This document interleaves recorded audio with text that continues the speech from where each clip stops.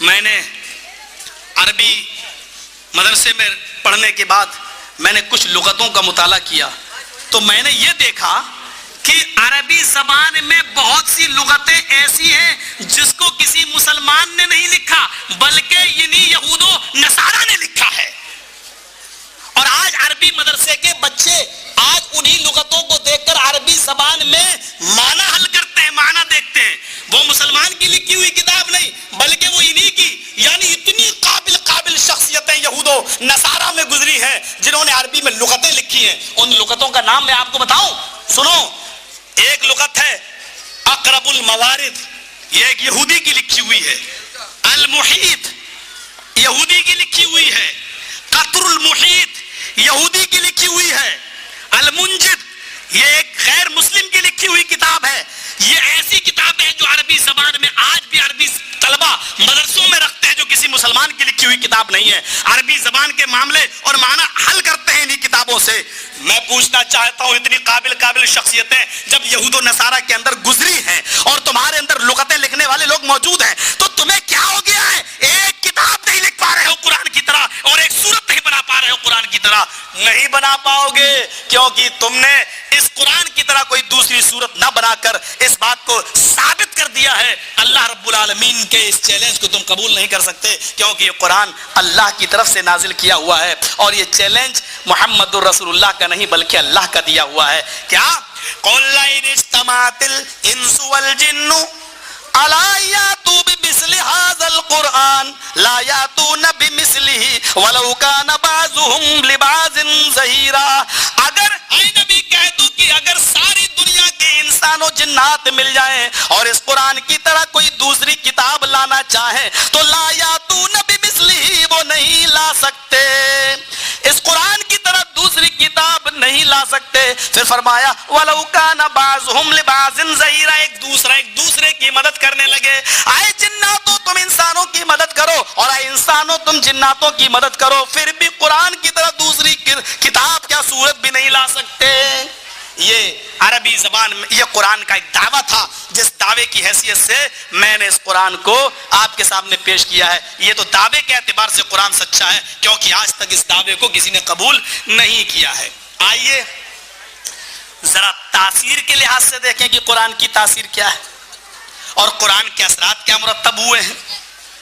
اور کوئی اور کتاب ہے جس نے اتنی جلدی اتنے اثرات مرتب کیے ہوں؟ اب میں کچھ واقعات کی طرف آنا چاہتا ہوں. پہلی تاثیر تو حضرت عمر فاروق کے سلسلے میں وہ دیکھیے, 50 مرتبہ سن چکے ہوں گے اس واقعے کو, لیکن مجھے تاثیر دکھلانا ہے. کہا کہ کہاں جا رہے ہو؟ کہا کہ آج اس فتنے کی جڑ کو ختم کرنے جا رہا ہوں. اچھی بات, کبھی کبھی فتنہ نظر آتی ہے جب کسی انسان کی سوچ اور سمجھ ختم ہو جائے, فکر و عقل ختم ہو جائے تو. اس لیے علامہ اقبال نے کہا تھا کہ قوت فکر و عمل پہلے فنا ہوتی ہے پھر کسی قوم کی شوکت پہ زوال آتا ہے. علامہ اقبال نے کہا تھا قوت فکر و عمل پہلے فنا ہوتی ہے پھر کسی قوم کی شوکت پہ زوال آتا ہے. کیونکہ آج ہم نے سوچنے اور سمجھنے کی جو قوت اور فکر اللہ تعالیٰ نے ہمیں دی تھی وہ ہم نے ختم کر دی. دیکھیے ایک فکر دی تھی اللہ کے نبی نے. کیا فکر تھی؟ میں تھوڑا سا موضوع سے تھوڑا سا کٹ کر ایک بات کہہ رہا ہوں. ایک فکر دی تھی اللہ کے رسول نے, نساء کاسیات عاریات مائلات و ممیلات. ایک ایسا زمانہ آ جائے گا کہ عورتیں کپڑا پہنیں گی لیکن برہنہ ہوں گی. عورتیں کپڑا پہنیں گی لیکن وہ نہ پہننے کے برابر ہوں گی, برہنہ. عاریات ننگی ہوں گی, برہنہ ہوں گی. یعنی نبی نے یہ قوت, یہ فکر, یہ سوچنے اور سمجھنے کی صلاحیت ہمیں دی کہ سنو, ہر کپڑا پہننے والی کو تم کپڑا پہنا ہوا مت سمجھنا, کیونکہ ہر کپڑا کپڑا نہیں ہوتا. کچھ لڑکیاں اور عورتیں کپڑا پہنیں گی لیکن وہ کپڑے ایسے ہوں گے کہ پہننے کے باوجود ان کے جسم نمایاں ہوں گے اور ان کا سطر دکھائی دے رہا ہوگا. وہ لوگوں کی نظروں میں کپڑا ہوگا لیکن ہم نے اس کو کپڑا نہیں کہا. ہم نے تمہیں فکر دی ہے کہ وہ برہنہ ہے, ہم نے تمہیں سوچ دی ہے کہ وہ ننگا پن ہے. نبی نے اس کو برہنہ کہا. ہماری موجودہ ویسٹرن کلچر نے पश्चिमी सभ्यता ने, मगरबी तहजीब ने उसको क्या कहा है कि ये फैशन है। आज सब लोग कहते हैं फैशन है। आज कोई भी लड़की रास्ते से गुजर जाए और कम कपड़े पहने तो क्या कहते हैं, फैशन है। अरे ये फैशन होगा अमेरिका के लुगत में, ये फैशन होगा अमेरिकी तहजीब में, मुहम्मदुर रसूलुल्लाह की लुगत में और मुहम्मदुर रसूलुल्लाह के दीन में ये नंगापन है, ये बेहयाई है, फैशन नहीं है। ये एक सोच दी थी। वही हजरत उमर निकले तलवार लेकर, कहां जा रहे हो? आज बड़े गुस्से में दिखाई दे रहे हो, और जल्दी बैठ जाओ। देखो यार 1 घंटा हो गया बोलते हुए, लेकिन आप लोग कहां जा रहे हो? कहा कि आज इस फितने की जड़ को ही खत्म कर देता हूं। किसको? कहा कि इसका फितने की जड़ मुहम्मदुर रसूलुल्लाह है। जोर से कहो सल्लल्लाहु अलैहि वसल्लम। अच्छा, उसने कहा हालात तो खराब हैं, तेवर देखे, हाथ में नंगी तलवार है और जा रहे हैं, मामला गड़बड़ है। तो रुख मोड़ते हुए उस आदमी ने कहा कि मुहम्मदुर रसूलुल्लाह को तो बाद में खत्म करना, पहले अपने घर की खबर लो। ये वाकया सुनाया होगा आपका, लेकिन मैं इसलिए बता रहा हूं कि कुरान की तासीर देखिए। अच्छा, अपने बहन के यहां रुख वहां मोड़ दिया, दरवाजा खटखटाया, जो कुरान पढ़ा रहा था वो जल्दी से छिप गया। दरवाजा बहन ने खोला, बहनोई को पीटा, बहन बचाने आई तो बहन को भी पीटा, लहूलुहान हो गई बहन। बहन ने जो बात कही वो एक अजीब जुमले थे। उमर, पहली मर्तबा भाई न कहकर उमर कहा। पढ़ो अल फारूक अल्लामा शिबली की, पहली मर्तबा एक बहन ने भाई न कहकर उमर कहा। यह जुर्रत पैदा की थी कुरान की तालीम ने उमर की बहन के अंदर। कहा उमर मार, कितना मारता है। और फिर आगे कहा कि टुकड़े टुकड़े कर दे। और शाहनामा इस्लाम में हाफिज जालंधरी ने लिखा है शेर के अंदाज में कि मेरे इन टुकड़ों को और बोटियों को कुत्तों को खिला दे। लेकिन ये किसी हदीस के अल्फाज नहीं है, शायर का एक अपना अंदाज होता है। टुकड़े टुकड़े कर दे। और इसके बावजूद अगर यह तवक्को रखता है कि मैं कुरान से हट जाऊंगी या दीन मोहम्मद से बाज आ जाऊंगी, तो यह नहीं हो सकता।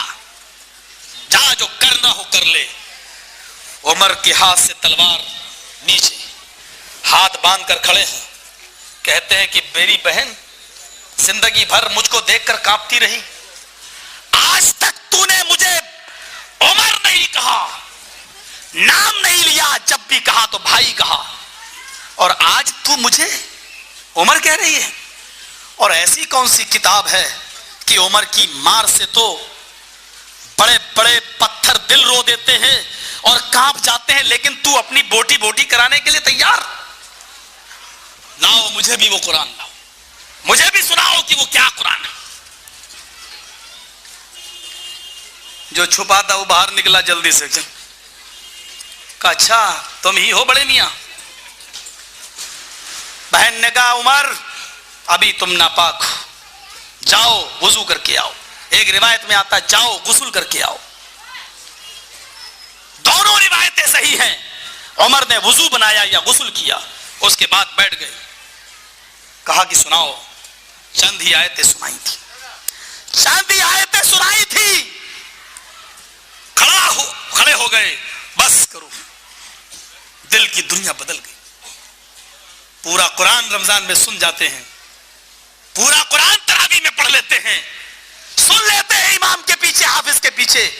और ईद के दिन पूरे महीने के बंद टेप रिकॉर्ड ईद के दिन ही खुल जाते हैं।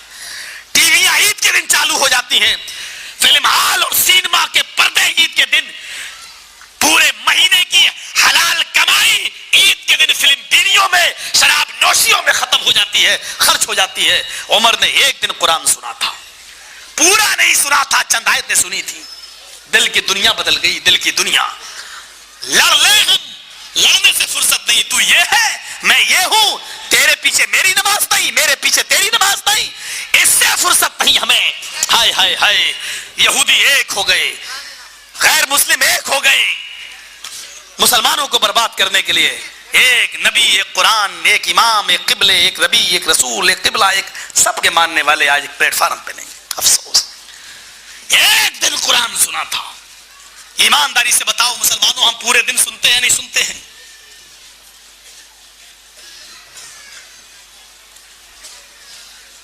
ایک دن ہم پورا مہینہ سنتے ہیں، اور کہیں تو دو دو تین تین سنتے ہیں، اور کبھی کبھی تو ہم دو دو تین تین پڑھ بھی لیتے ہیں. عمر نے چند آیتیں سنی تھی، چند. کہا میری بہن، میں اپنے سر سے امامہ ہوں. یہ الفاظ علامہ شبلی نے اپنی کتاب الفاروق میں نقل کیے. میرے ہاتھوں کو باندھ دو. آئے میری بہن، میں محمد رسول اللہ کے پاس جانا چاہتا ہوں تو ایک مجرم کی حیثیت سے جیسے کسی کے ہاتھ میں ہتھکڑی ڈال دی گئی ہو، مجھے ایسے ہی لے چلو جیسے کہ مجرم کو ہاتھوں میں ہتھکڑی ڈال کے لے جایا جاتا ہے. بہن نے کہا ایسی بات نہیں، جو چھپا تھا. اس نے کہا آئے عمر، تمہیں تو خوش ہو جانا چاہیے، ایمان لے آنے کے لیے اگر تم تیار ہوئے ہو تو میں نے پرسوں ہی نبی اکرم کے زبان سے یہ دعا سنی تھی کہ میرے آقا نے، میرے حبیب نے اللہ کے دربار میں سجدے میں یہ دعا کی تھی، اللہم اید الاسلام بعمر ابن الخطاب. اے اللہ تو عمر فاروق کو اسلام کی دولت سے مالا مال فرما دے اور اسلام کو مضبوط فرما دے، اسلام کو تقویت دے دے. میں تمہارے ہاتھ نہیں باندھ سکتا ہوں. حضرت عمر نے تلوار اٹھائی، لے کے چل دیے. دروازہ کھٹکھٹایا، جھانک کر دیکھا، کسی نے کہا حضرت عمر آیا ہوا ہے، ہاتھ میں تلوار ہے. حضرت حمزہ آگے بڑھتے ہیں کہ میں دروازہ کھولتا ہوں، اچھی نیت سے آیا ہے تو ٹھیک ہے، ورنہ اسی کی تلوار چھین کر اسی کی گردن اڑا دوں گا. نہیں نہیں، خود جناب محمد رسول اللہ صلی اللہ علیہ وسلم آگے بڑھے اور آپ نے دروازہ کھولا اور عمر فاروق کا گریبان پکڑ کے کہا آئے عمر، کیا ابھی بھی وہ وقت نہیں آیا کہ قرآن کی آیتیں سن کر کسی کا دل پگھل جائے؟ کیا قرآن کی آیتیں سن کر، اللہ کا نام سن کر تمہارے دل رنجیدہ ہو جائیں، کانپ جائیں؟ حضرت عمر فرماتے ہیں کہ ہاں وہ دن آ گیا، اور اے اللہ کے نبی، میں اسلام لانے آیا ہوں. میں نے آج قرآن سنا ہے، آج قریب سے سنا ہے، آج اس کی تاثیر دیکھی ہے. جس نے میری بہن جو بڑی بزدل تھی اس کو بہادر بنا دیا. جو میری بہن بزدل تھی، اگر قرآن اس کو بہادر بنا سکتا ہے تو میں تو بہادر ہوں. میری زندگی میں کون سا انقلاب لا سکتا ہے یہ قرآن. کہا کہ تم اسلام لانے آئے ہو؟ فرمایا ہاں. کہا کلمہ پڑھو، اشہد ان لا الہ الا اللہ واشہد ان محمدن عبدہ ورسولہ. میرے بھائیو، جس دن عمر اسلام لائے، آج پہلا دن تھا. آج عمر فاروق کے اسلام لانے کے بعد مسلمانوں میں اتنی خوشی ہوئی کہ آج تک کبھی مسلمانوں نے اللہ اکبر کا نعرہ نہ لگایا تھا، لیکن عمر کے اسلام لانے کے بعد اسلام کی تاریخ میں یہ پہلا نعرہ لگتا ہے، نعرہ تکبیر. لوگوں نے کہا اللہ اکبر. اللہ کے نبی صلی اللہ علیہ وسلم نے اپنے چادر کو اتارا. ایک روایت میں آتا جو چادر اوڑے تھے وہ اتارا. اے عمر میری چادر پہ بیٹھ جاؤ. ایک روایت میں آتا جو پگڑی پہنے ہوئے تھے وہ پگڑی سر سے اتاری. اے عمر بیٹھ جاؤ، آج تم اسلام لائے ہو، مجھے اتنی خوشی ہو رہی ہے. اے عمر بتاؤ تمہاری آرزو کیا ہے، تمہاری تمنا کیا ہے، میں رب سے دعا کروں اور اللہ اس آرزو کو پورا فرما دے. حضرت عمر کہتے ہیں آج میری آرزو پوچھتے ہیں، آج میری تمنا پوچھتے ہیں. کہا ہاں. کہا اللہ کے نبی، جب میں کافر تھا تو میری تمنا یہ تھی کہ میرے پاس 100 اونٹنیاں ہو جائیں. جب میں کافر تھا تو میری تمنا تھی کہ میرے پاس 100 اونٹنیاں ہو جائیں اور میں ان کا دودھ پی پی کر پہلوان ہو جاؤں اور دیکھوں کہ کون مجھ سے لڑے. لیکن اب میں اسلام لایا ہوں تو میری تمنا یہ ہے کہ آپ ابھی تک چھپ چھپ کر زید ابن ارقم کے گھر میں نماز پڑھ رہے ہیں. اب میری آرزو اسلام لانے کے بعد یہ کہ آپ خانہ کعبہ چلیں، آپ نماز پڑھائیں اور 39 آدمی آپ کے پیچھے نماز پڑھیں. 39 آدمی آپ کے پیچھے نماز پڑھیں. میں 40واں مسلمان ہوں اور میں خانہ کعبہ کے دروازے پہ کھڑا ہو کر دیکھوں کہ کس کی ماں نے کس کو کتنا دودھ پلایا ہے جو آپ کو نماز پڑھانے سے روک سکے. یہ میری آخری، یہ میری تمنا اور یہ میری آرزو ہے. اور سمجھو ابھی تک اسلام زید ابن ارقم کے گھر میں چھپا تھا اور گھر سے باہر نکلا اور خانہ کعبہ تک آیا تو وہ عمر فاروق کے اسلام لانے کے بعد آیا. یہ قرآن کی تاثیر تھی، قرآن کی، جس نے عمر فاروق کے دل کی دنیا کو بدل دیا. یہ تاثیر تھی قرآن کی. آج ہم بھی قرآن پڑھتے ہیں، ہم بھی پڑھتے ہیں، لیکن کس لیے؟ کیا ہے تو نے میرا 5000 روپے لیا؟ میں نے کب لیا تھا؟ ارے چل مسجد میں تو اٹھا لے قرآن. ہم بھی اٹھاتے ہیں قرآن. یہ ہے آج ہمارے اندر قرآن. اتنی اس حد تک قرآن کا ادب ہے بس میرے پاس. ہاں اگر قرآن کو اٹھا لے ہم چھوڑ دیں گے، چل چھوڑ دیں گے. تیرے جیسے یعنی کتنے ہم کماتے ہیں اور چھوڑ دیتے ہیں. تو قرآن اٹھا کے کہتے ہیں میرے پاس نہیں، ہم نے نہیں لیا تھا. اور جھوٹا ہوتا مکار وہ اٹھا بھی لے گا، کیونکہ اللہ کے رسول نے فرمایا جھوٹی قسمیں کھانے والے پر اعتبار مت کرو، وہ اللہ کی قسمیں بھی جھوٹی کھائے گا. فرمایا زیادہ قسمیں کھائے، نبی نے فرمایا وہ جھوٹا ہے. جھوٹا زیادہ قسمیں کھانے والا جھوٹا. بس اس حد تک آج قرآن کا ادب ہے. وہی اسد ابن آزارہ کو دیکھیے آپ.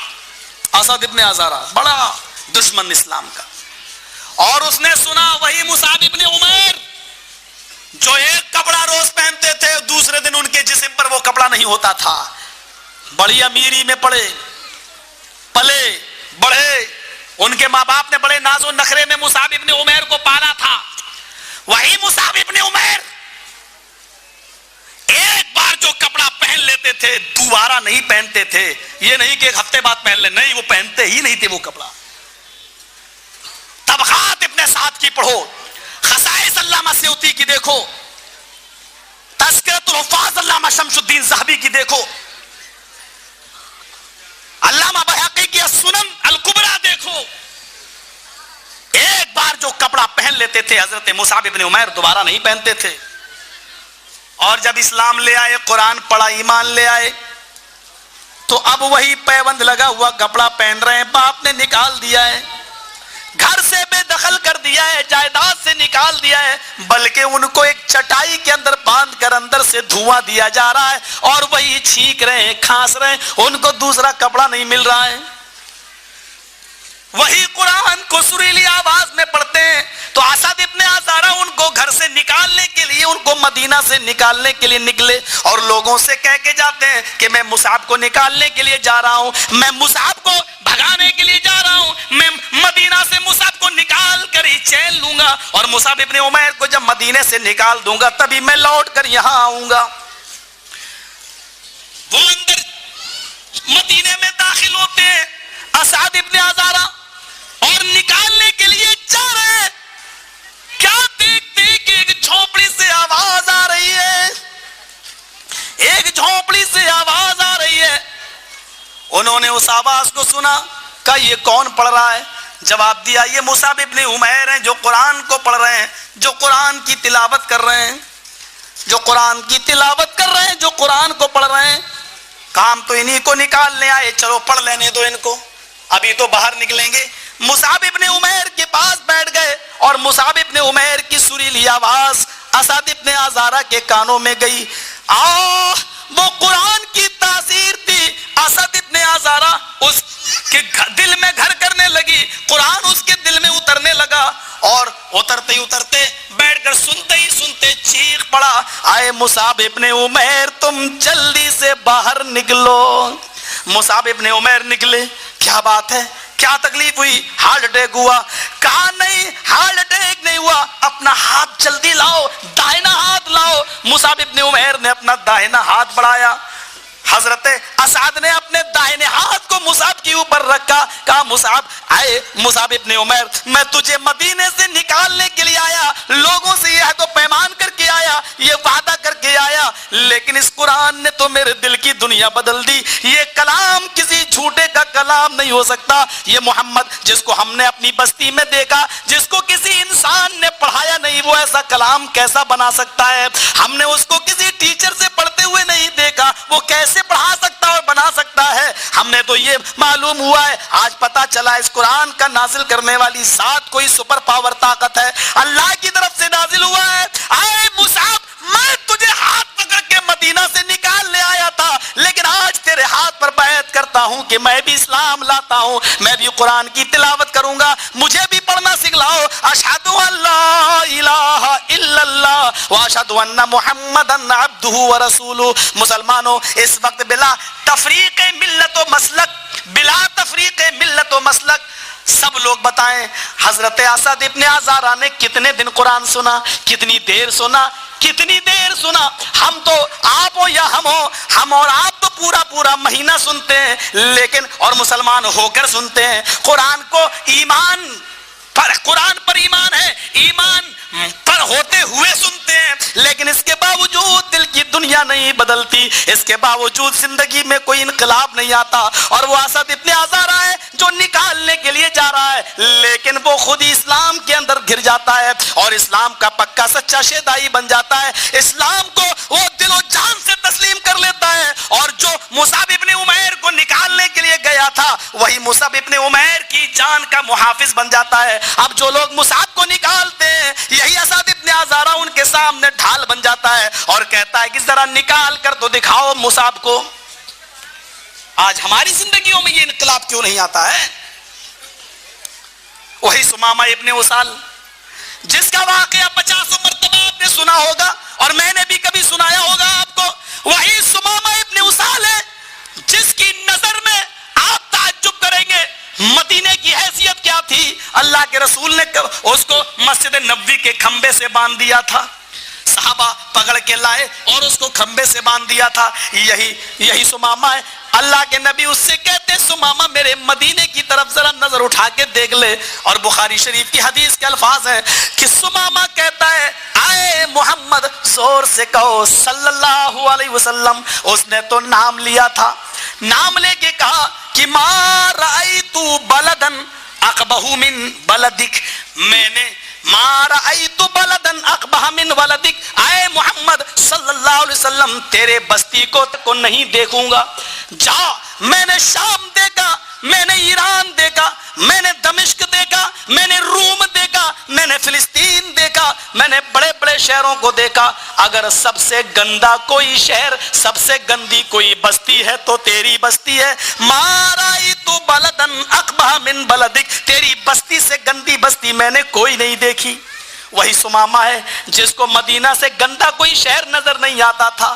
ارے آپ تعجب کریں گے, وہ ایسا کٹر تھا, یمامہ کا گورنر تھا, اور اتنا کٹر تھا کہ اللہ کے رسول نے کبھی جب یہ کہا اے سمامہ تم مجھے دیکھ لے, ارے میری طرف دیکھ لے, تو بخاری کی حدیث ہے اس نے محمد رسول اللہ کو بھی کتنا گندا جواب دیا. ارے وہ تو رحمت للعالمین تھا جو برداشت کر گیا, ورنہ ہم جیسے لوگ بھی تو آپ ایسے باہر ہو جائیں اور برداشت نہ کر سکیں. آپ کو ایک گالی دیں تو آپ 10 گالی دے دیں گے. وہ رحمت للعالمین تھا, اس کو اتنی گندی گالی دی اس نے, لیکن وہ رحمت بن کر آیا, اس نے کوئی لوٹ کے جواب نہ دیا. میرے بھائیوں کل سننا وہ کیسا رحمت للعالمین تھا, کل بتاؤں گا انشاءاللہ. آج سنو اس نے کیا کہا. اللہ کے نبی کہتے ہیں سمامہ تو مجھے دیکھ لے, اور اس نے کہا اے محمد, اے محمد, بار بار کیا کہتا ہے مجھے دیکھ لے. جا نہیں دیکھتا.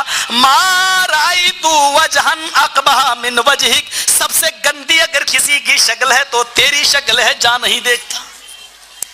کس نے کہا اور کس کو کہا یہ دیکھیے. آپ جب بھی کوئی چیز آپ سنیں تو یہ دیکھیں کہ کس نے کہا اور کس ذات کو کہہ رہا ہے. کہنے والا یمامہ کا گورنر ہے اور کافر ہے, اور مسجد نبوی میں مجرم کی حیثیت سے پکڑ کے لایا گیا ہے, کئی مسلمانوں کا قاتل ہے, اور جس کی اسلام میں ایک ہی سزا ہے کہ اس کو قتل کر دیا جائے. اللہ کے رسول کا فیصلہ ہونا باقی ہے. آپ نے کہا اس کو باندھ دو. 3 دن مسجد میں رہا, 3 دن اس نے نماز ہوتے ہوئے دیکھی, 3 دن اس نے مسجد میں قرآن کی تلاوت کی آواز سنی, 3 دن اس نے قل هو اللہ احد کی تلاوت سنی, 3 دن اس نے انا اعطیناک کی تلاوت سنی, 3 دن اس نے قرآن کے الفاظ اور آیات اور سورتوں کو اس نے سنا. مغرب میں سنا, عشاء میں سنا, فجر میں سنا. 3 دن سے برابر قرآن سن رہا تھا, اور 3 دن سے برابر کہہ رہا تھا محمد سب سے گندا چہرہ اگر کسی کا ہے تو تیرا چہرہ ہے. ہم نہیں کہہ رہے, بخاری کی حدیث ہے ما رأیت وجہن اقبہ من وجہک, سب سے گندا چہرہ ہے تو تیرا چہرہ ہے. اس کے باوجود آپ نے کہا جا جا جائے سمامہ, تو یمامہ کا گورنر ہے, تو بھی کیا کہے گا. مجھے کائنات میں سب سے گندا کہنے والے, مجھے رب نے ہاتھوں کو باندھ دیا ہے. یہ میری رحمت کا تقاضا نہیں ہے کہ میں اس گالی کا انتقام تجھ سے لوں, ورنہ اسلام کے اندر رسول کو گالی دینے کی ایک ہی سزا ہے کہ اس کو اس دنیا میں اس کی گردن اڑا دی جائے. اس لیے ہم سلمان رشدی اور تسلیمہ نسرین کے پھانسی اور اس کی گردن کو اڑانے کا مطالبہ کرتے ہیں, کیونکہ وہ جناب محمد رسول اللہ کی شان میں گستاخی اس نے کی ہے اور اسلام کی شان میں اس نے گستاخی کی ہے. ہم مطالبہ اسی لیے کرتے ہیں کیونکہ رسول کو گالی دینے کا ایک ہی سزا ہے, رسول کو گالی دینے والے کو اس دنیا میں زندہ رہنے کا حق نہیں ہے. جاؤ 3 دن قرآن سنا, 3 دن قرآن کی آیتیں اس نے حلق کے نیچے دل میں اتری. مسجد کو دیکھتا ہے, نبی کے چہرے کو دیکھتا ہے. جب قرآن اتنا سریلا ہے, قرآن اتنا میٹھا ہے, تو جو قرآن جس پر اترا ہے اس کا حال کیا ہوگا. گیا, نہایا, غسل کیا, 2 میل بھاگا, لوٹ کے آیا, اور اسی قرآن نے اس کی دل کی دنیا کو بدل دیا. اور آ کر کہتا ہے اے محمد ابن عبداللہ, میں یمامہ کا گورنر تھا, اب گورنری کا تاج اتار کر آپ کا غلام بننے کے لیے چلایا. اسی قرآن سے میرا رشتہ جوڑ دو, اسی قرآن سے میرا ناطہ جوڑ دو جو قرآن آپ کے اوپر نازل ہوا ہے. اور اس نے کلمہ پڑھا, اشہد ان لا الہ الا اللہ و اشہد ان محمد عبدہ ورسولہ. حیثیتیں بدل دی قرآن, یہ تاثیر تھی قرآن کی. وہی عبداللہ ذوالبجادین ہے, وہی عبداللہ ذوالبجادین ہے. آپ کریں گے ایسا, یہ جس کا پرانا نام عبدالعزیٰ تھا, یہی عبداللہ ذوالبجادین ہے جو ایک چرواہا ہے.